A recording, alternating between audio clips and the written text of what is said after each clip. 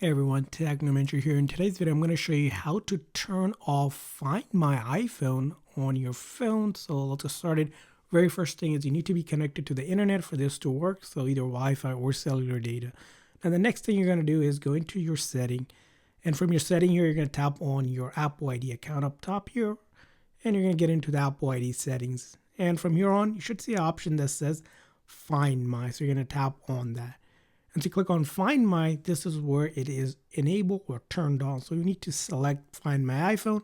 And in order to turn it off, all we're going to do is simply click on Turn Off.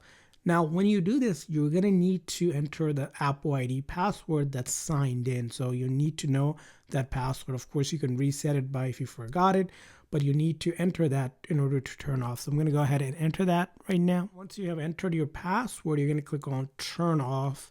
And then it's going to go ahead and turn it off. And you're going to wait until it is grayed out. And now you have turned off Find My iPhone.